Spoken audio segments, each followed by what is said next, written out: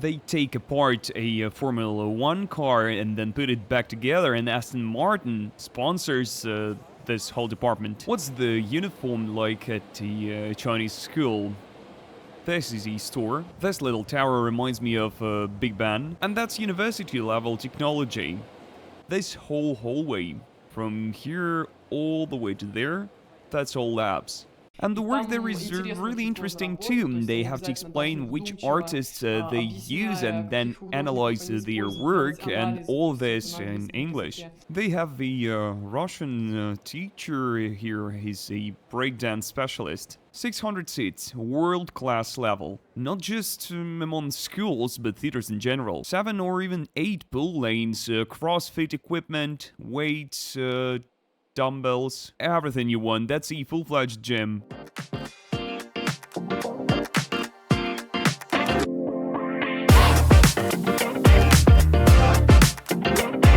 If we look at the map of global science hubs, Nanjing is a quiet but powerful player. Local universities really outshine their Western counterparts. In case you haven't heard of this city, it's the former capital of China, one of the most eco-friendly cities in China. You probably know about the air problems in China's industrial cities. Well, Nanjing is a resort city. There are mountains, clean air, and famous hot springs. Today it has over 50 higher education institutions, and the city consistently ranks in the top 3 nationwide. It's a city of students. 1 in 8 residents is either studying or teaching. Today I'm visiting another Chinese school in Nanjing, and you know what its main paradox is? It's located in such a quiet, almost pristine place, where birds sing and squirrels nibble on nuts. Yep, yet civilization is right nearby, in literally 30 minutes and you're in central Nanjing. So we're pulling up to the school, and this is what it looks like. Impressive and beautiful. The staff and students live in these buildings. Our bus has arrived. The weather is amazing today. When the weather is good, your impression gets way better. Now there will be presentations, and they'll tell us about education and subjects, and their strengths and prospects. Basically, we're getting the full package. Next to the campus are luxury hotels of the Regent and Westin chains, just the way we like it. No hostels with bunk beds. Secondly, there's a huge outlet in the village. After visiting the school, we went to one of those. Calvin Klein, Hortz, Swarovski, Max Mara, Under Armour, Skechers, Puma Kids, Asics Kids, Armani. In outlets, you'll find brands at low prices. What else might interest you there? Next to the Nanjing campus is one of the Li Auto factories. That's the brand Li Sang, which is now called the Chinese Tesla. And here's where the magic begins. Students aren't just taken on a tour to look on metal parts, they're immersed in a real production process. So they're able to see how modern manufacturing works from A to Z. Logistics, robotic assembly, management, and marketing.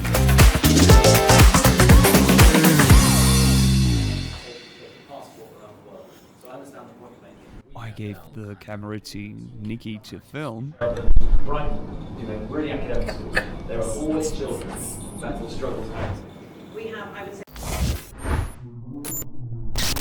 I'm gonna show you the school uniform at the Chinese school. This is the store. Hello. Here's the branded cap. Very nice.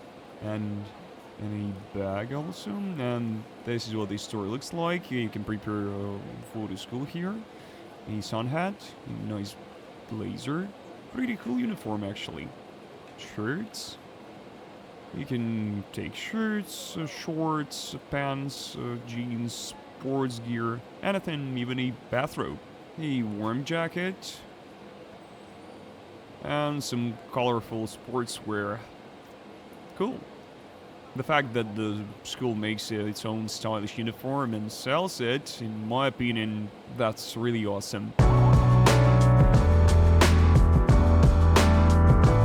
When a child goes to school like this, they get a double hit to the brain in a good way, of course. Let me explain. On one hand, they get a purely British academic education. On the other, they live in China at the epicenter of an industrial boom. They're not just taught from textbooks, they're taken out into the industry. What does it mean? Take those factory tours at Li Auto, for example. It's not just about admiring cool machinery and going to lunch, it's full immersion into real manufacturing process. For a teenager planning to career in engineering or tech entrepreneurship, these kinds of trips benefit more than a month of theory in a classroom. Here, a student starts thinking like a real engineer. Forbes is now publishing huge articles saying that the main asset of a future leader is their systems thinking and understanding how Industry 4.0 works. And here, kids just live in this. You don't have to explain to them how science, production, and business are connected. They see it with their own eyes. A science lab. It offers university-level equipment. They told me that they use university-level technology. Just to give you an idea of the scale, we're in the science department, and this whole hallway from here all the way to there, that's all labs. Chemistry, physics, science in general. The 5th floor, science and art. As you can see, they hang art on the wall. There are photos, paintings, design, fashion, and very diverse. It's not just simple drawings. There's some paperworks. Here they have made some kind of a coral. This is paper. And where's yours? No? Heart. On the way. Just 5 years ago, China was a place that made cheap knockoffs of everything. Now we watch YouTubers talking about Chinese releasing yet another groundbreaking electric car, and all that just in the last week. They built futuristic hotels in the mountains, put on the world's largest drone shows, launched the fastest trains in the world. Check out my review of the Beijing-Shanghai train. China has been playing in the big leagues for a long time, and we have to admit it. With manufacture boom, the Chinese have stormed into education. They did it in a brilliantly Chinese way. Let's look at the numbers. Since the early 2000s, nearly 10 million Chinese people have studied abroad in USA, Britain, and Europe. Why? To learn from the best. And what do we have now? Or rather, what do the Chinese have? Over 20 years, millions of Chinese students graduated from Harvard's, Oxford's, and German technical universities, right where they teach you how to build those BMWs. So they picked up practical experience, saw real professionals work, and came back home with knowledge. Next step was the smartest move. The Chinese stopped just sending students to the West, they started building the West right on their doorstep. Literally, they take the British educational model, copy its traditions, approaches, standards, and open schools right here in Nanjing, Chenzhou, and Hangzhou. Then they hired the best teachers from those English-speaking countries, teaching in perfect English. Oxford and Cambridge textbooks, British classic boarding houses, house masters, and house competitions. Here's one of the art classrooms. There are a lot of different bottles here. These are blanks, little vases, and they work with sculpture here. I'm gonna show you now. There's so many things here, all kinds of tools. This for making faces. It's not just drawing, not just watercolor. A little Pokemon. They have their own special training. It's more like independent study, but the teacher is always present. They have practice exams where they have to prepare emotionally, let's say, and have like an exam. And they have project work, but A-level has a completely different structure. I introduced children to it in year 6, then send them to high school. But they can choose, not all children take it. About 12 students choose art for A-level. level, and the work there is really interesting too. They have to explain which artists they use and then analyze their work, and all this in English. They learn how to present themselves using different medium is also really important for the exam.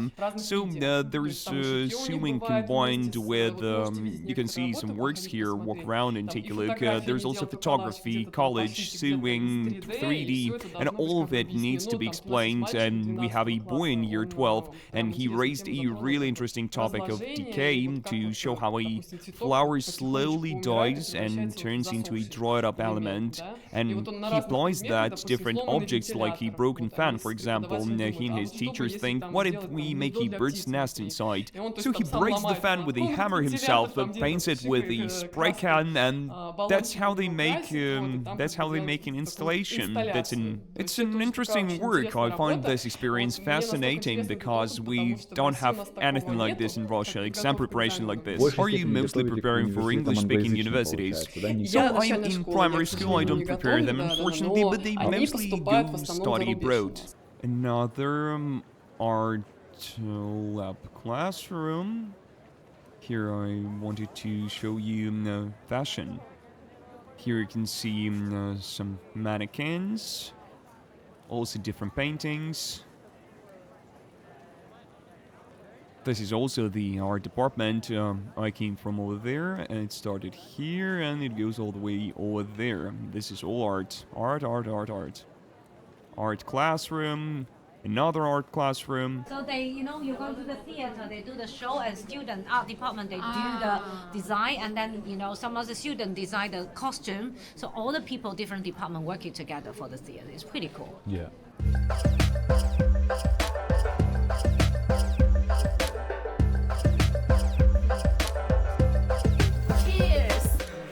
The dance teachers here are Russian guys.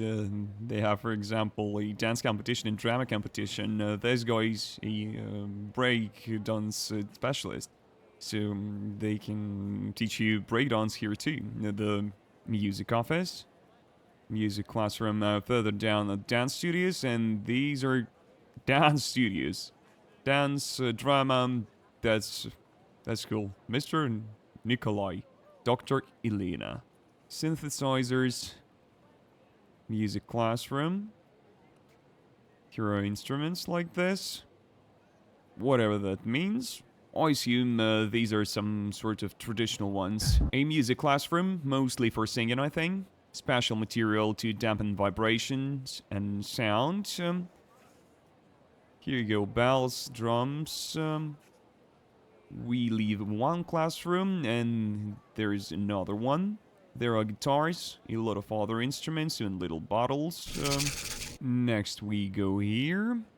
Separate practice rooms. As you can see, special materials like foam.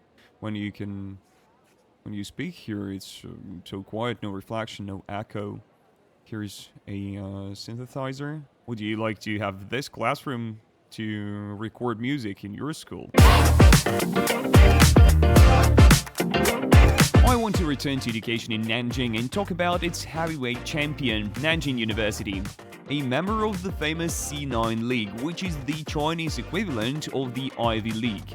Status-wise, it's like Brown University or Columbia in the US, but with a focus on hardcore science.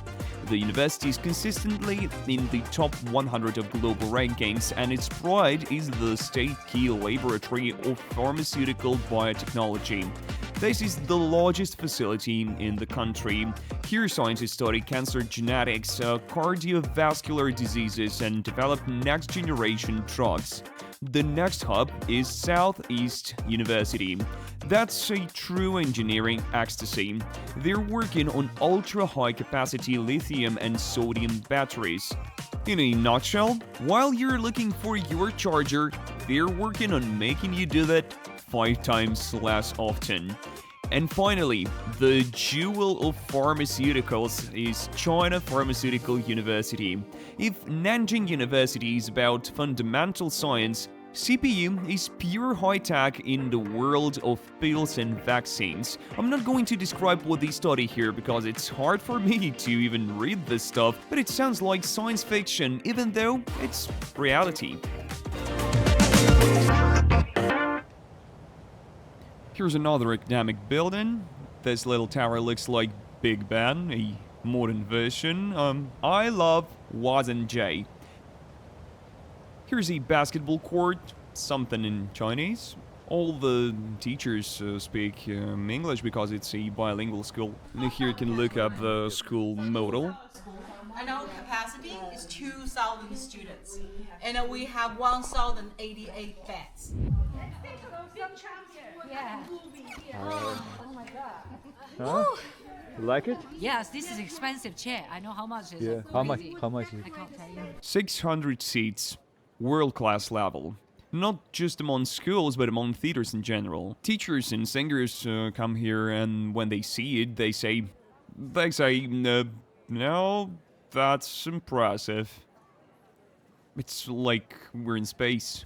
Whenever I watch a performance, I always want to go backstage and see how it works. So, those are ropes, I don't know what these are, weights. Actors come down from up there, like, on chains. Really, really cool. And how do they teach here?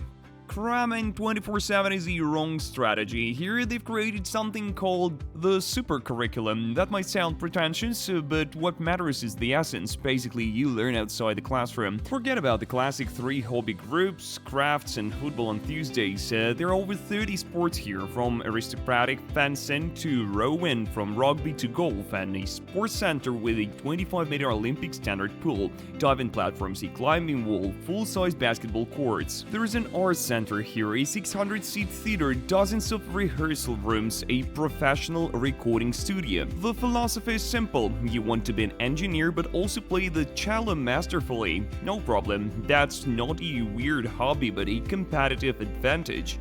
At school, you can conduct real experiments in the STEM Center labs. They have an engineering department where they take apart a Formula 1 car and then put it back together, and Aston Martin sponsors the department. Yeah, you heard it right. Can you imagine? I think the grandiosity is justified. The summer school has a program called Engineering on Wheels, where kids learn automotive engineering hands-on. Contact us if you're interested in these programs and we'll send you the full list. Here is a room for keeping card. And did they craft it themselves or how it works? It's kind of an ECA course, and they will separate. They will try to learn different kind of machine and separate part of the car, and then they will put it.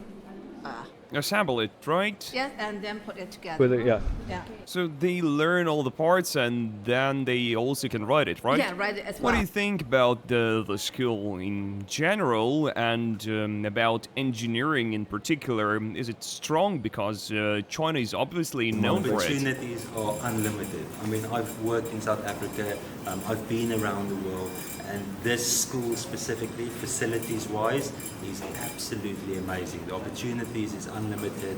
I mean, what school in the world can say they form a partnership with Aston Martin?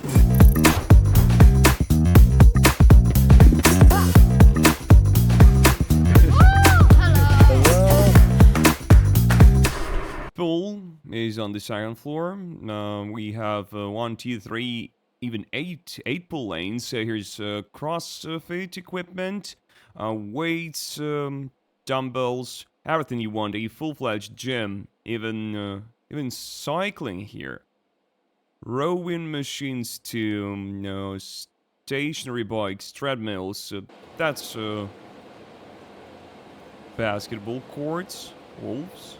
There is even more basketball courts here, and mini football.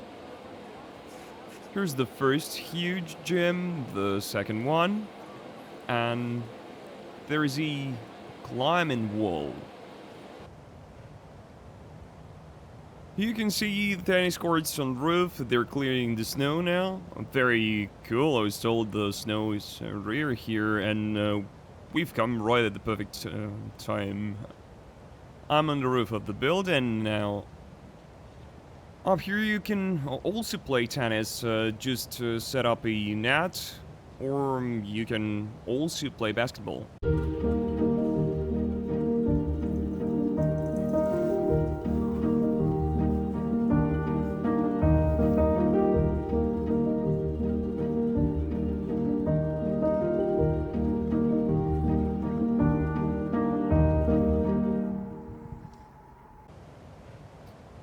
So this is artificial turf, and here's one set of soccer goals, another set, there's a running track, and this unreal view.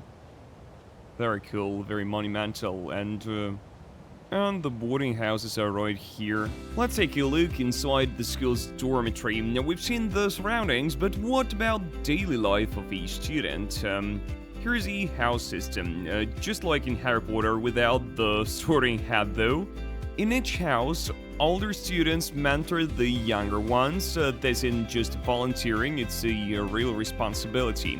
Classic networking from a young age. Every student has a personal tutor. One tutor is responsible for 5 or 6 students. Their job is to make sure the child doesn't sink into stress and go through adaptation successfully. Tutors create a safe bubble around the students where they can make mistakes and not be afraid of that. They have this thing, you can throw dirty laundry in there and just roll it around like this. This is clean and ironed. Here are some jackets and rooms. This is a girls' dorm room. 4 people, bunk beds, a little ladder.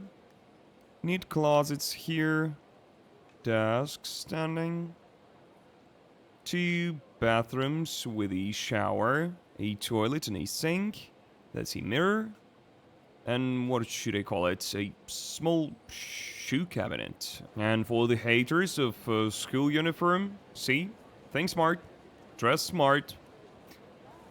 It shows how to dress properly here. Sportswear, trousers, and a blazer. And of course a common room over here.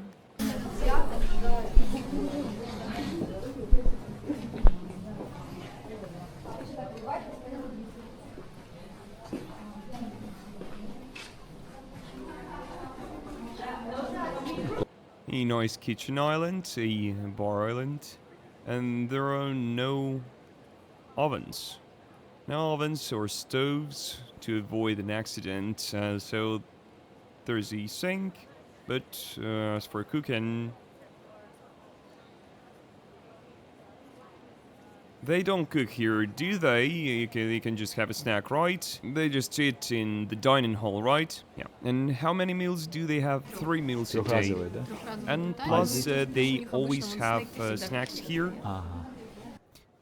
And this is the room for 2 people, and it looks the same as for 4, but just half the size. Like that, and 2 people.